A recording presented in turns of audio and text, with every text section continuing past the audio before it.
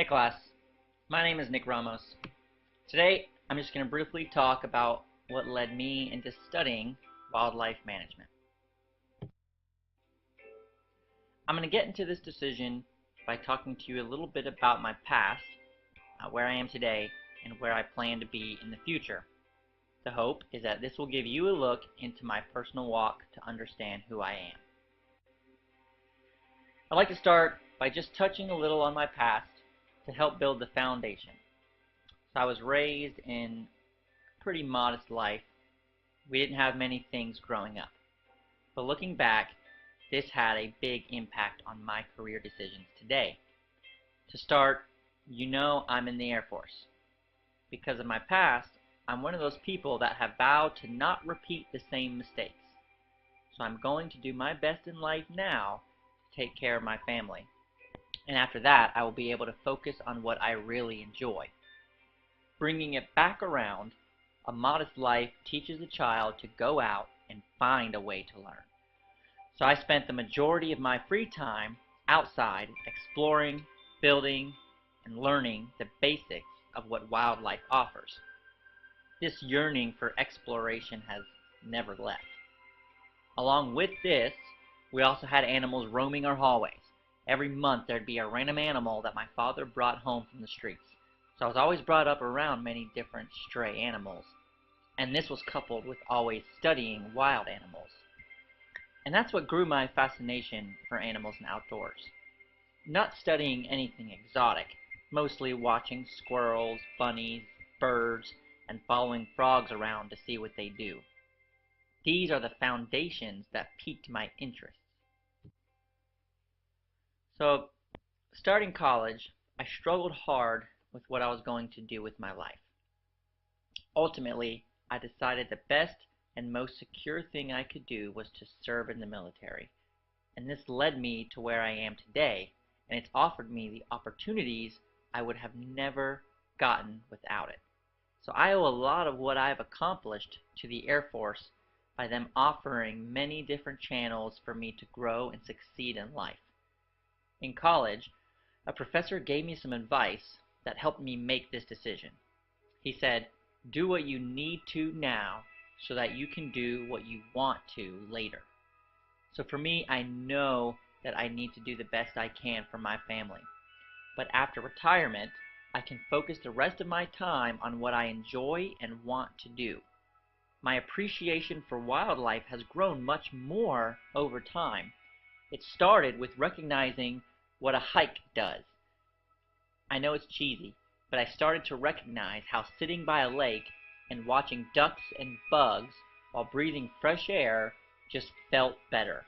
And this is where I really started to appreciate what wildlife offers on a basic level. Then I met my wife, who's an avid animal lover. She taught me how to have fun. She would take me to zoos and animal shelters every weekend. She even taught me the importance of not littering. One day, I threw banana peel out of the window of the car. Banana peels decompose, and they even offer something beneficial to the environment, right? But the problem was that I threw the banana peel in the middle of the road. This means ground animals and birds will need to enter the road to get the food, which is dangerous. So she said, if you throw the peel, throw it into the grass or the forest.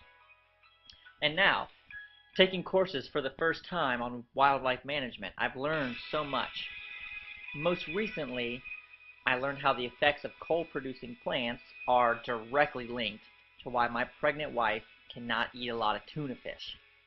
I learned how flushing antibiotics and birth control down the toilet has caused many problems with aquatic life. And I even learned it takes diapers between 250 and 500 years to decompose. So now I'm just in the process of enjoying and learning everything I can about wildlife and the environment in order to apply it in the future. In the future, my wife and I are planning to have a small, basic ranch lifestyle. Just a few horses, cows, goats, chickens, etc. For me, I want to have a place to bring family and friends and help educate them on the importance of taking care of the environment. For work, I don't have an exact answer. I want to work for a national park, protecting and studying the wildlife of the area. I want to help manage the habitats and study the different populations. And in doing so, I want to be able to better protect those populations.